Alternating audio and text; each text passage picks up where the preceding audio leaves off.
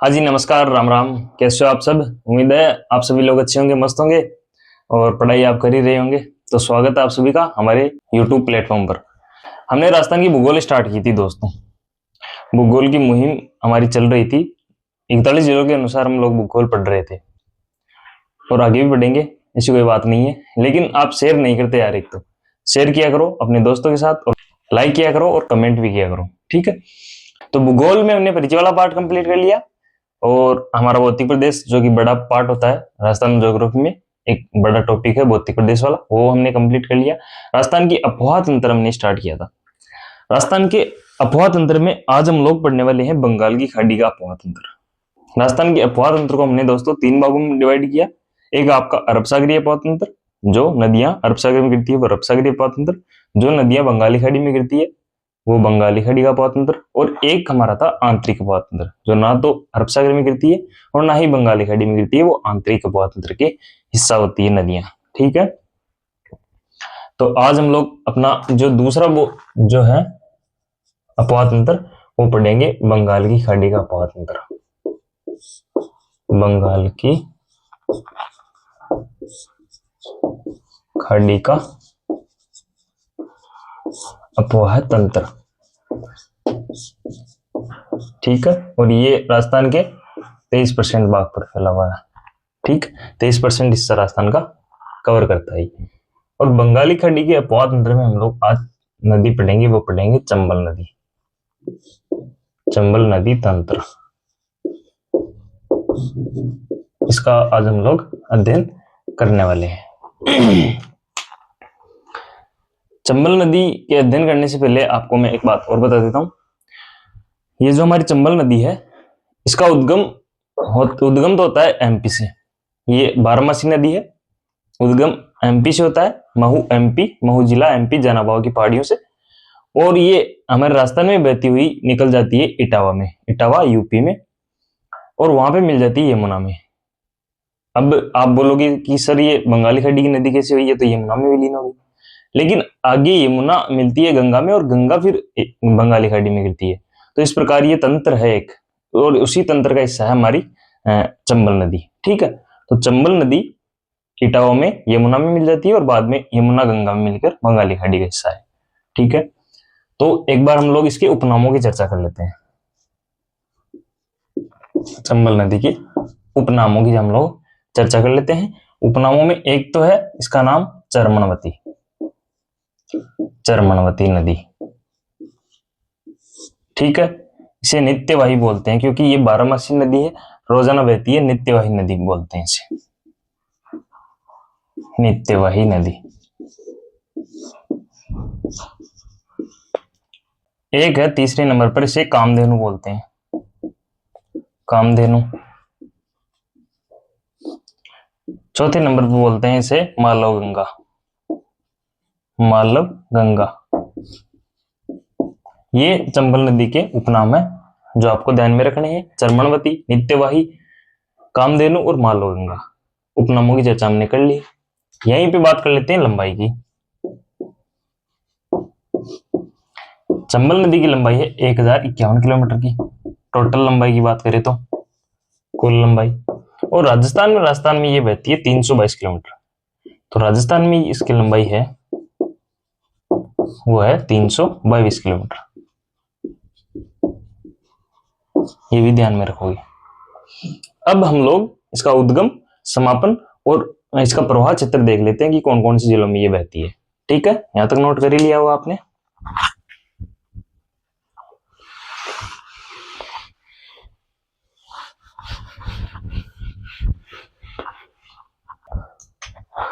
अब डायग्राम के माध्यम से मैं आपको समझाने का प्रयास करता हूं। ये राजस्थान है, राजस्थान का मैप,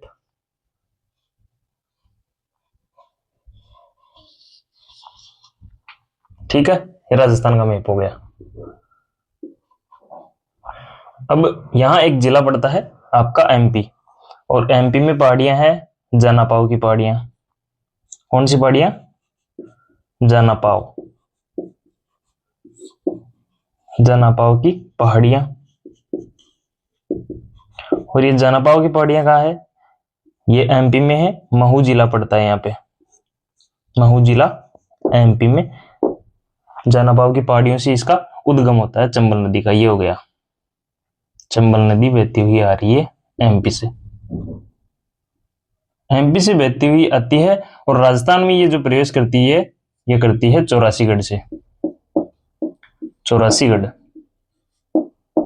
और ये चौरासीगढ़ कौन से जिले में है? चित्तौड़गढ़ में। ठीक है, चौरासीगढ़ चित्तौड़गढ़ में ये हमारे राजस्थान में प्रवेश करती है।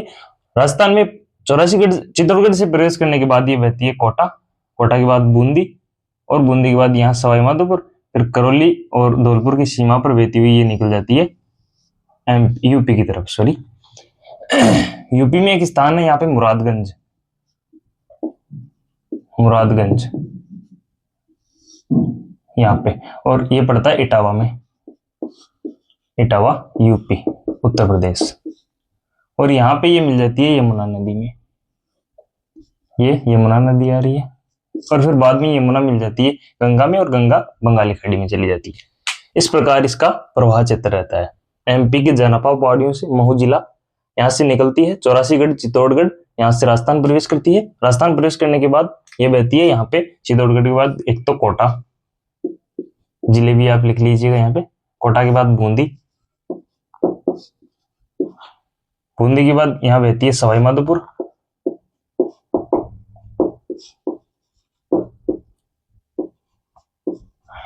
सवाई माधोपुर के बाद ये बहती है करौली, और करौली के बाद धौलपुर। ठीक है, ये इसका प्रवाह क्षेत्र हो गया हमारे राजस्थान में। कोटा के बाद चित्तौड़गढ़ के बाद कोटा, बूंदी, सवाई माधोपुर, करौली और धौलपुर, 322 किलोमीटर हमारे राजस्थान में ये बहती है, इसका प्रवाह क्षेत्र है। तो आप यहां तक नोट करो, फिर आगे की चर्चा करते हैं।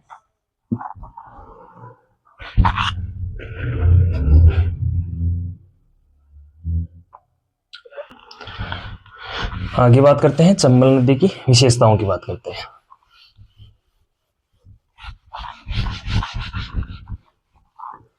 एक बार मैं पूरा मिटा देता हूँ, बाद में लिख देंगे। यहाँ पे लिख लेना आप चंबल नदी।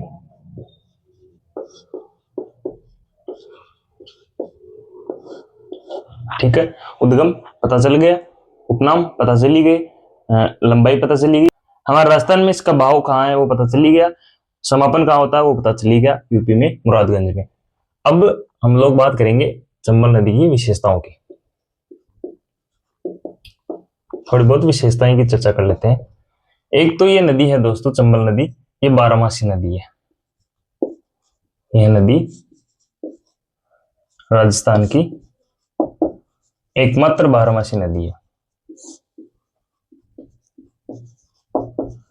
एकमात्र 12मासी नदी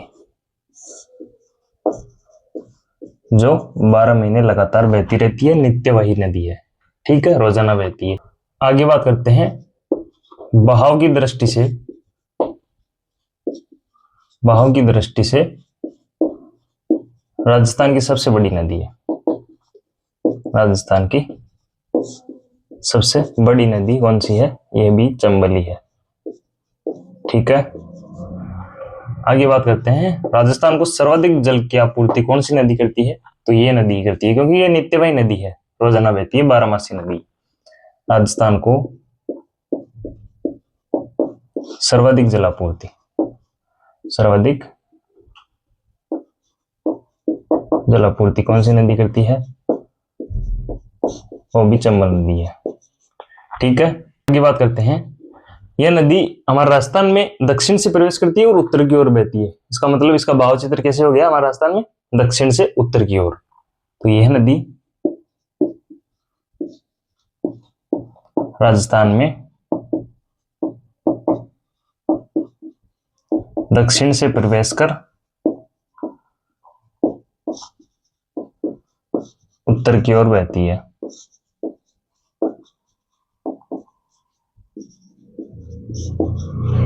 जबकि माही नदी हमने पढ़ी तो दक्षिण से प्रवेश करती है और दक्षिण में वापस चली जाती है। तो यह नदी राजस्थान के दक्षिण में प्रवेश करती है और उत्तर की ओर बहती है। ठीक है, यहां तक हो गई इसकी विशेषताओं के बारे में। आगे बात करते हैं, आगे इस पर एक बना हुआ है, अभी अभी बना है, हैंगिंग ब्रिज,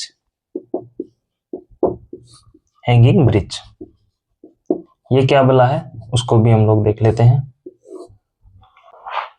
ये जो हैंगिंग ब्रिज है जो चंबल नदी पे कोटा जिले में बना हुआ है और राजस्थान का पहला हैंगिंग ब्रिज है, जबकि देश का चौथा हैंगिंग ब्रिज है। ठीक है, देश का चौथा और राजस्थान का पहला हैंगिंग ब्रिज है वो है हमारी चंबल नदी पे कोटा जिले में। तो एक बार इसको लिख लीजिएगा, जिला कौन सा है, कोटा, चंबल नदी पर, चंबल नदी पर। ठीक है, और देश का चौथा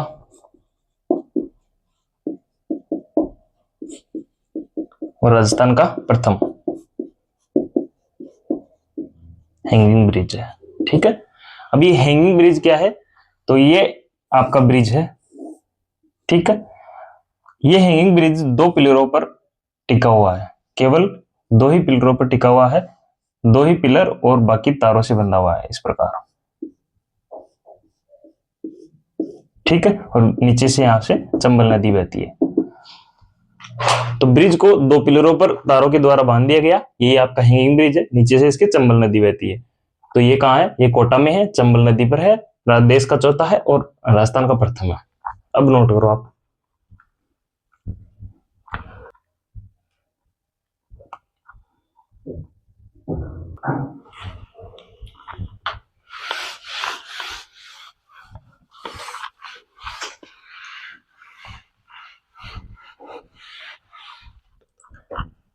यहां तक बातें हुई। अब आगे हम लोग बात करेंगे चूलिया जलप्रपात। इस नदी पे एक जलप्रपात है, इसका नाम है चूलिया जलप्रपात।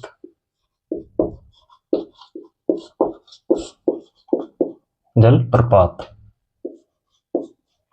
ठीक है, ये कहाँ है, ये है भैंसरोडगढ़, चित्तौड़गढ़ में, भैंसरोडगढ़ चित्तौड़गढ़ में इसका ये जो चूलिया जलप्रपात है वो है। ठीक है, राजस्थान का सबसे ऊंचा जलप्रपात है, राजस्थान का सबसे ऊंचा जलप्रपात है।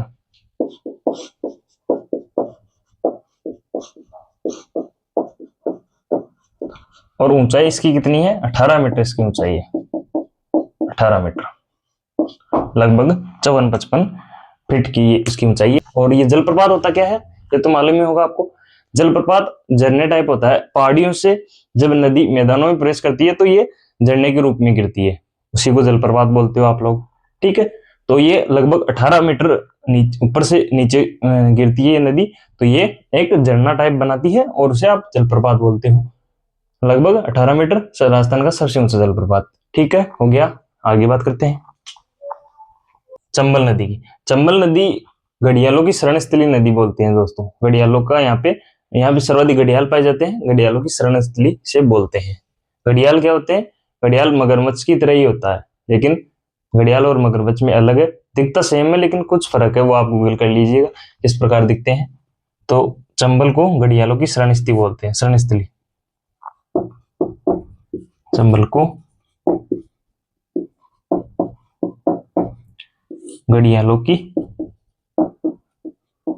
शरण स्थली बोलते हैं।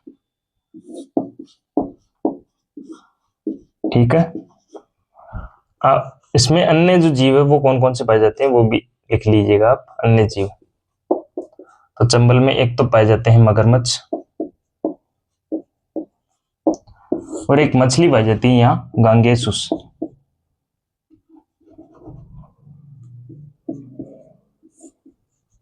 गांगेसुस यहाँ मछली पाई जाती है जो कि डॉल्फिन की एक प्रजाति है।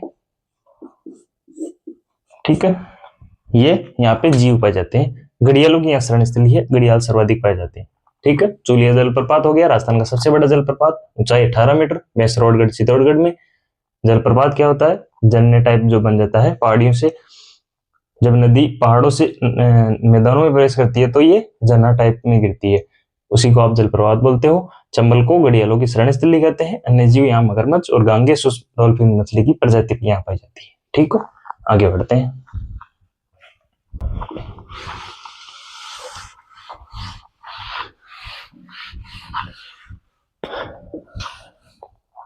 आगे एक प्रोजेक्ट की बात करते हैं, नमामि गंगे प्रोजेक्ट। नमामि गंगे प्रोजेक्ट या परियोजना इसे आप बोल सकते हो। ये जो नमामि गंगे प्रोजेक्ट है ये चलाया गया था 2014 में।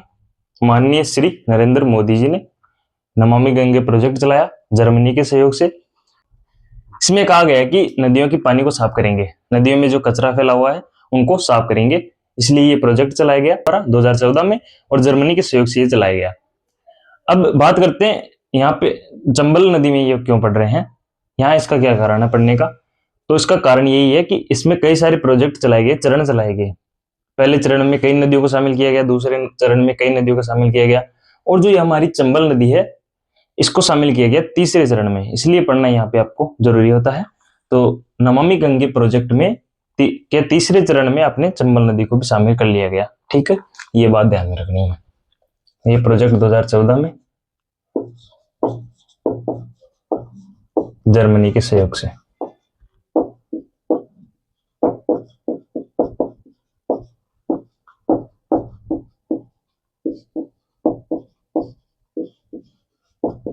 नरेंद्र मोदी जी द्वारा।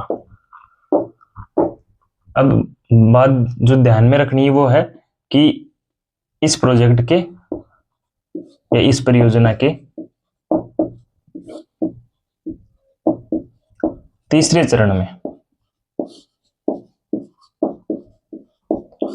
चरण में चंबल नदी को भी शामिल कर लिया।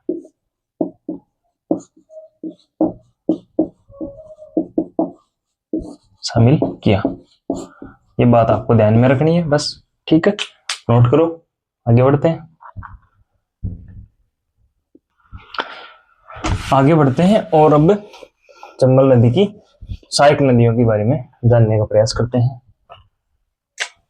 चंबल नदी बहती है यहां से इस प्रकार, ये चंबल नदी है, आगे यमुना में मिल जाती है। ठीक है, यहाँ पे ये जानापाव पहाड़ियों एमपी से निकलती है। एमपी से एक नदी निकलती है काली सिंध नदी, ये इसकी सहायक नदी है। और काली सिंध में दो नदियां मिलती है, एक तो आहू और एक परवन। ठीक है, ये काली सिंध की सहायक नदी है और काली सिंध चंबल की सहायक नदी है। ठीक है, यहां से एक नदी निकलती है पार्वती नदी। इनके उद्गम स्थान जो मेन है वो मैं बाद में आपको बता दूंगा, डिटेल्स जब लिखेंगे तब। आप तो केवल इनके डायग्राम के माध्यम से नाम याद रखो। ठीक है, पार्वती के बाद यहां से एक नदी मिलती है कुन्नू और यहां मिलती है सीप। ठीक है, एक नदी इधर से आती है नदी, एक नदी यहां से आती है कुराल, एक नदी मेज, और एक नदी जो आती है वो आती है आपकी बनास नदी, जो हम आगे पढ़ेंगे। बनास इसी की सहायक नदी है। और यहाँ पे त्रिवेणी संगम बनता है चंबल बनास सीप का। चंबल, बनास और सीप, जिसका नाम रामेश्वरम है। रामेश्वरम सवाईमाधोपुर में चंबल बनास सीप का त्रिवेणी संगम बनता है। ये चंबल नदी की सहायक नदी है। ठीक है, ये नोट करो, उसके बाद एक एक को डिटेल से पढ़ते हैं, लिखा देता हूं मैं आपको।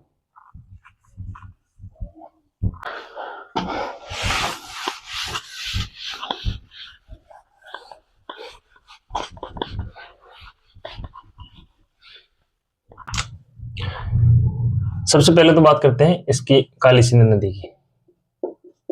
काली सिंध, इसका उद्गम होता है बागली गांव। उद्गम कहां से? बागली गांव, देवास एमपी से। देवास एमपी। ठीक है, और ये राजस्थान में कहां से प्रवेश करती है? राजस्थान में बिंदा गांव। बिंदा गांव जो कि कहां है? झालावाड़ में है। यहां से ये प्रवेश कर कोटा में बहती हुई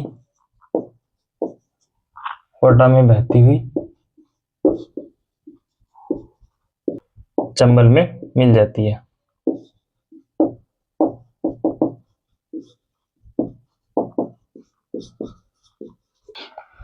ठीक है, यहां तक हो गया। इसकी सहायक नदियों को देख लेते हैं। सहायक नदियां, एक तो इसकी सहायक नदी है आहू, एक है परवन और एक है चंद्रभागा। चंद्रभागा ये काली सिंध की सहायक नदियां हैं और चंबल नदी की भी इनडायरेक्ट रूप से सहायक नदियां हैं। ठीक, आगे बात करते हैं परवन नदी की।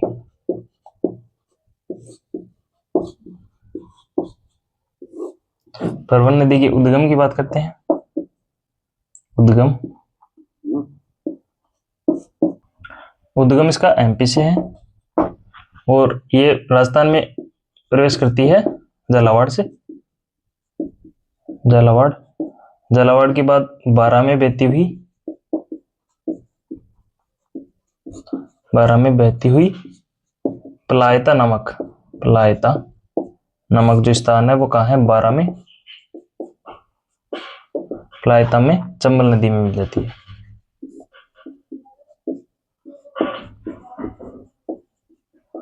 ओ सॉरी, चंबल क्या, काली सिंध नदी में। ठीक है, काली सिंध, काली सिंध नदी में ये मिल जाती है। इसकी सहायक नदी है एक, सहायक नदी, और वो कौन सी है, काली खाड़। काली खाड़ ये इसकी सहायक नदी है। और काली खाड़ और परवन की जो संगम है, काली खाड़ और परवन का संगम है, इस संगम पे यहाँ पे एक दुर्ग बना हुआ है, मनोहर थाना दुर्ग।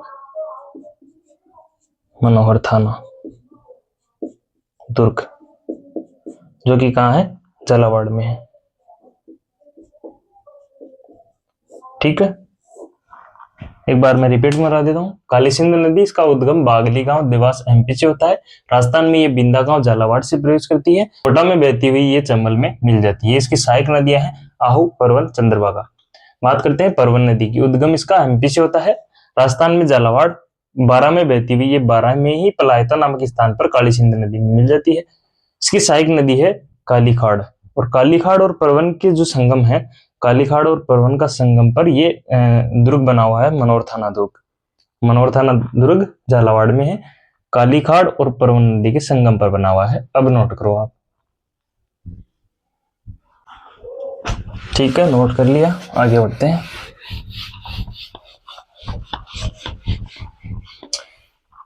जो मेन सहायक नदियां हैं उन्हीं के उद्गम याद रखेंगे आप। एक है आपकी आहू। आहू किसकी सहायक नदी है, काली सिंध की। इसका उद्गम एमपी से, एमपी से उद्गम। राजस्थान में ये कहां कहां बहती है, राजस्थान में झालावाड़, झालावाड़ के बाद कोटा और कोटा के बाद गागरोन। गागरोन कहाँ है, झालावाड़ में, ये काली सिंध में मिल जाती है। काली सिंध में विलीन हो जाती है। और यहीं पे आहू और काली सिंध के संगम पर आपका गागरोन दुर्ग बना हुआ है। आहू प्लस काली सिंध, काली सिंध के संगम पर कौन सा दुर्ग, गागरोन दुर्ग, जो कि कहाँ है, झालावाड़ में बना हुआ है। ठीक है, यहां तक बातें हुई। आगे बात करते हैं पार्वती नदी की।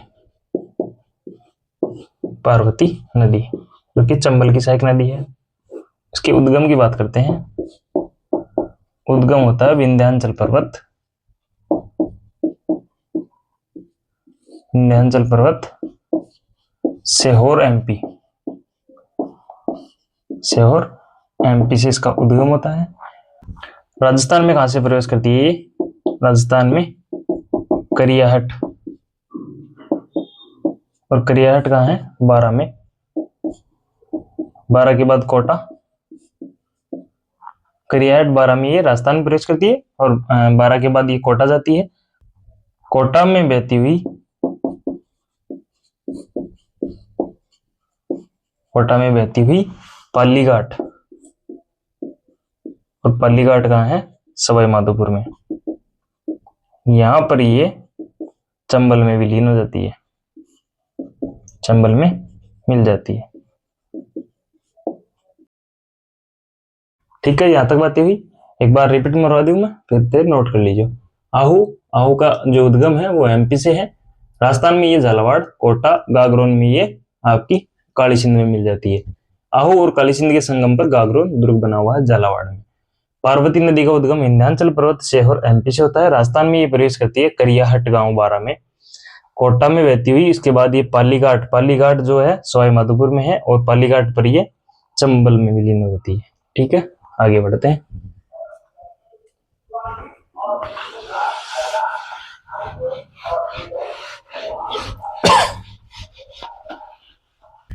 आगे नेक्स्ट है आपकी बामणी नदी। बामणी, बामणी नदी का उद्गम कई बार एग्जामों में पूछा गया है दोस्तों, आपको ध्यान में रखनी है ये बात। उद्गम, उद्गम है इसका हरिपुरा, हरिपुरा पहाड़ियां, जो कि कहाँ है, बेंगू, बेंगू कहाँ है, चित्तौड़गढ़ में। यहां से इसका उद्गम होता है। उद्गम होने के बाद ये भैंसरोडगढ़ में, भैंसरोडगढ़ ये भी चित्तौड़गढ़ में ही है।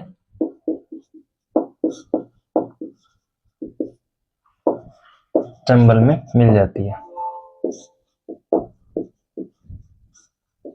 ठीक है, ये बामणी नदी की बात हो गई। आगे बढ़ते हैं। नेक्स्ट हमारी नदी है मेज नदी। इसका उद्गम होता है बिजोलिया भीलवाड़ा से। बिजोलिया कहाँ है, भीलवाड़ा में। यहां से इसका उद्गम होता है, और इसकी एक सहायक नदी है। इसकी सहायक नदी है एक, कौन सी है, वो है मांगली नदी।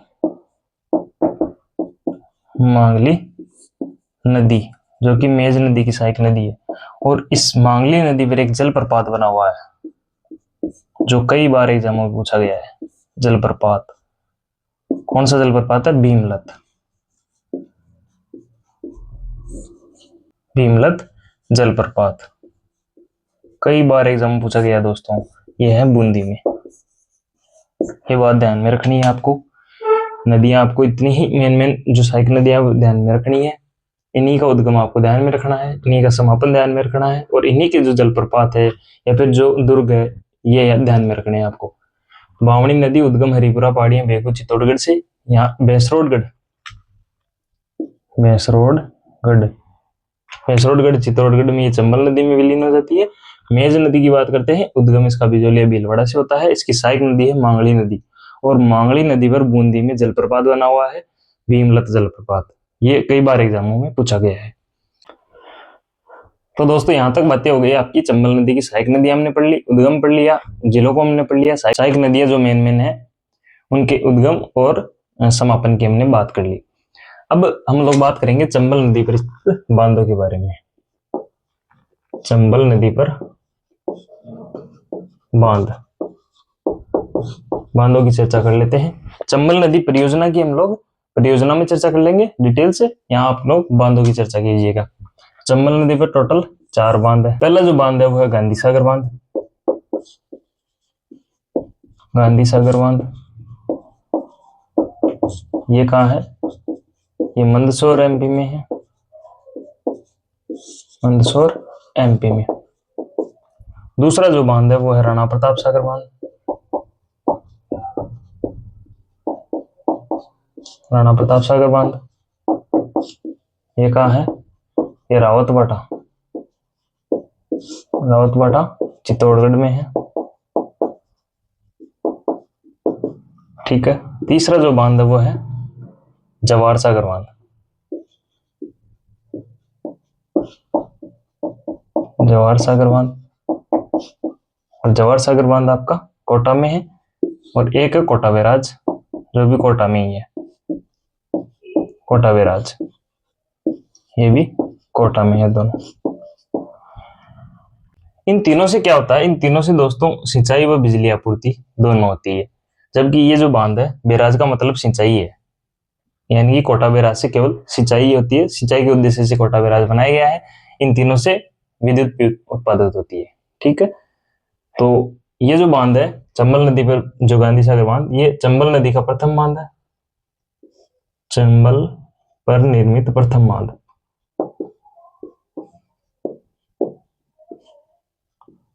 कौन सा है? गांधी सागर बांध है। ठीक है, चंबल नदी पर स्थित प्रथम बांध के साथ साथ ही ये चंबल नदी का बड़ा बांध भी है, चंबल नदी का सबसे बड़ा बांध, सबसे बड़ा बांध जो कौन सा है? गांधी सागर बांध। और गांधी सागर बांध से विद्युत का उत्पादन होता है, वो होता है 115 मेगावाट विद्युत उत्पादित होती है। ठीक है, राणा प्रताप सागर की बात करें तो ये राजस्थान का सबसे बड़ा बांध है, राजस्थान का सबसे बड़ा बांध।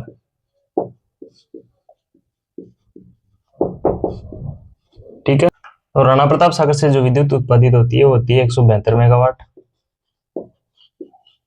ठीक है, ये बराबर क्षमता की दृष्टि से सबसे बड़ा बांध है राणा प्रताप सागर वाला। ठीक है, बात करते हैं जवाहर सागर बांध की। ये जवाहर सागर बांध आपका कोटा व बूंदी जिलों की सीमा पर है, कोटा प्लस बूंदी जिलों की सीमा पर, और इससे जो विद्युत का उत्पादित होता है वो होता है 99 मेगावाट। ठीक है, और बैराज से सिंचाई होती है। गांधी सागर बांध जो कि चंबल नदी पर निर्मित प्रथम बांध है और चंबल नदी का सबसे बड़ा बांध है, वो गांधी सागर बांध है, मंदसौर एमपी में ये बना हुआ है। 115 मेगावाट यहाँ से विद्युत उत्पादित होती है। राणा प्रताप सागर बांध ये भराव क्षमता की दृष्टि से राजस्थान का सबसे बड़ा बांध है, 172 मेगावाट यहाँ से विद्युत का उत्पादित होता है, रावतबाड़ा चित्तौड़गढ़ में ये बना हुआ है। जवाहर सागर बांध कोटा बूंदी जिलों की सीमा पर है, 99% और 99 मेगावाट यहाँ से विद्युत उत्पादित होती है। कोटा बैराज जो कि कोटा में है, जिससे केवल सिंचाई होती है, केवल सिंचाई के उद्देश्य से बनाया गया है, केवल सिंचाई, ये बात भी ध्यान रखोगे। तो यहां तक बातें हो गई अपनी चंबल नदी तंत्र, हमने पूरा पढ़ लिया डिटेल से। चंबल नदी की विशेषताओं की चर्चा हो गई, चंबल नदी के उपनामों की चर्चा हो गई, चंबल नदी कहां से निकलती है, समापन कहां होती है, वो हमने बातें कर ली। चंबल नदी के सहायक नदियों को हमने डायग्राम से माध्यम से देख लिया और उनको डिटेल से भी पढ़ने का प्रयास कर लिया। डिटेल से भी हमने उनकी उद्गम और स्थान जान लिए। जितनी मैंने बताई उतनी ही आपको ध्यान में रखनी है, और इनके बांधों की भी चर्चा हमने कर ली। चंबल नदी तंत्र आपने पूरा पढ़ लिया। आगे हम लोग पढ़ेंगे नेक्स्ट जो नदी है, चंबल नदी की सहायक नदी बनास नदी, और बनास नदी का तंत्र हम लोग आगे नेक्स्ट वीडियो में पढ़ लेंगे, जिससे कि हमारा बंगाली खाड़ी का अपवाह तंत्र कंप्लीट हो जाएगा। उसके बाद हम लोग आंतरिक अपवाह तंत्र को पढ़ लेंगे, और इसी के साथ आपका पूरा जो नदियां हैं वो कंप्लीट हो जाएगी। ठीक है, तो वीडियो अगर आपको अच्छे लग रहे हैं तो वीडियो को शेयर कीजिएगा अपने दोस्तों के साथ, और चैनल पर अगर नए हो तो सब्सक्राइब कीजिएगा। धन्यवाद, जय हिंद।